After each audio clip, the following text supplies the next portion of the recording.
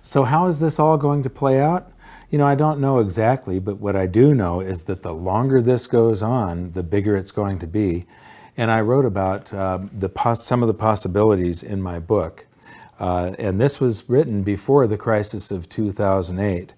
And so in here, I refer to Ben Bernanke, but I'm going to change that to just the Federal Reserve or central banks for you right now. So, the day of reckoning will come when millions of baby boomers reach the age where they have to take mandatory distributions from their IRAs.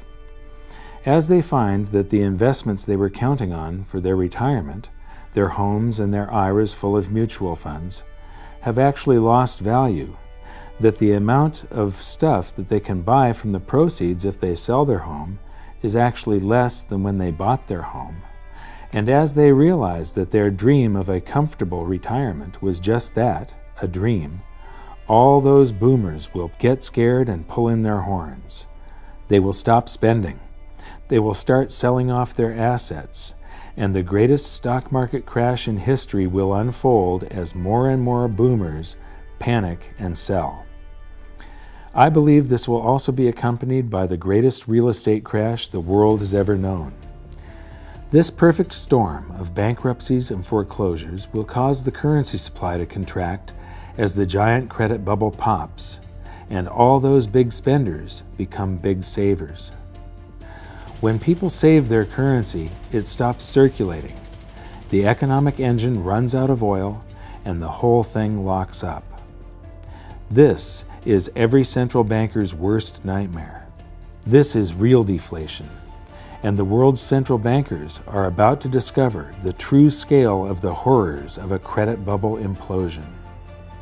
When this happens, the Federal Reserve will once again send out its armada of money bomb dropping helicopters, but this time something will be different. Something will have gone horribly wrong. The bombs will have been defused. The Fed will try pumping the banking sector by buying up every kind of debt they can get their hands on, but to no avail. They will go to the extraordinary measures that they had said they were prepared to go to. They will buy every mortgage, mortgage-backed security, and any other type of debt that panicky investors and banks are trying to sell, but nothing good will come of it. They will start buying stocks to buoy the stock market, but retail sales will continue to plunge. They will try broad-based tax cuts, but it won't jumpstart the economy. They will work with foreign central banks to buy each other's debt, but the global economy will continue to plummet. People will finally see through the veil. They will see what Dorothy, the Scarecrow, the Lion, and the Tin Man saw, that the Wizard of Oz is really just some dopey old guy frantically pulling levers.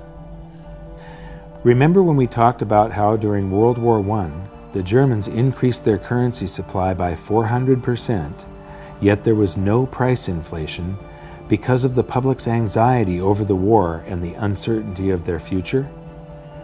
Imagine the anxiety 75 million baby boomers will feel as they approach retirement, only to find their homes and their mutual funds are now worth next to nothing. The nest egg, ladies and gentlemen, has just cracked. When they get their tax rebates, are they going to buy that new big screen TV and the latest cell phone? I think not. I think they're going to save every dime they can get their hands on, just like in Germany during the war. But there will be a point at which a threshold is reached. For each income class it will be different. It will be the point where they feel that they've finally got enough saved for retirement. For some it will be $100,000, for others it will be $1 million, and for others still it will be $10 million. The Fed knows there is a point where they'll finally feel safe enough to replace that aging computer and maybe get that new TV.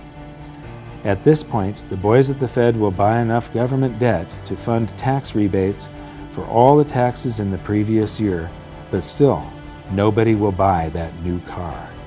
The threshold the Fed is looking for will not be reached. Then, in not-so-quiet desperation, the Fed will say, "Screw the helicopters, send in the bombers."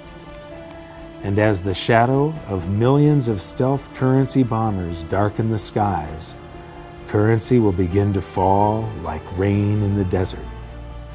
As Joe Sixpack and John Q get tax rebate checks in the mail for all the taxes they paid during their entire lifetimes, fear will be temporarily alleviated and some of that currency will come out of hiding, just as in Weimar Germany. Prices will rise quickly and dramatically as all that stored up currency energy is released. In a panic, the Fed will call back the bombers, but it will be too late.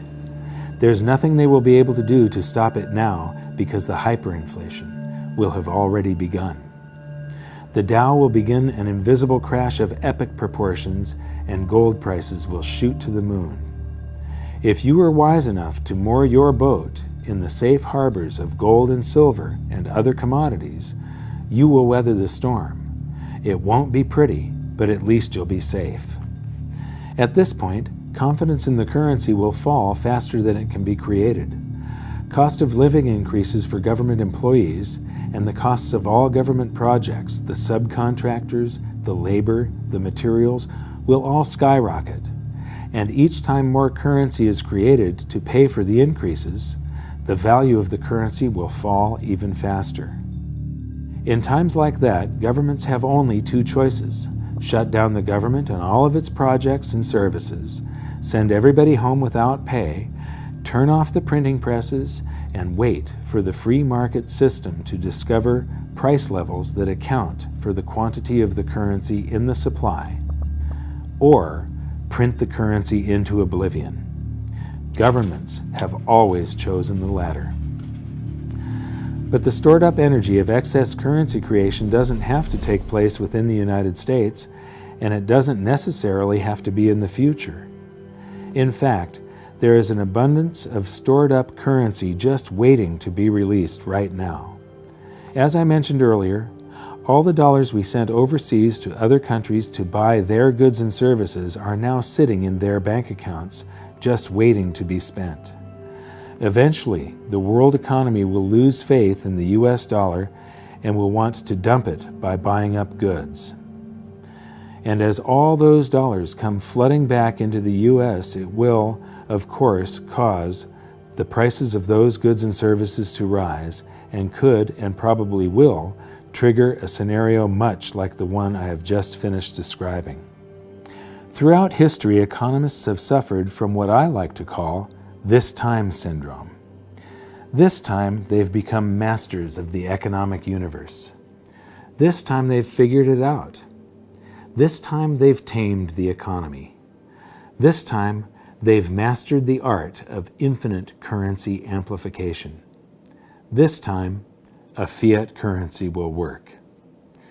History gives this a probability of 0. Each time we sailed toward economic doom, the greatest financial minds in the world were at the helm. Do you really think we should continue letting them steer the ship? I think not. It would be nice if we started listening to people that have been right rather than the people that have theories. And it would be great if they would allow the free market to work, but that's not the way it's going to happen. The people that have the theories will continue to rule, and we will vote for people that don't know what they're doing. And so the best that we can do is try to protect ourselves and even, potentially benefit from government and economists' stupidity. And so the way you do that is by learning as much as you can about what's happening and developing your own opinions on what is coming at you rather than being reactionary. And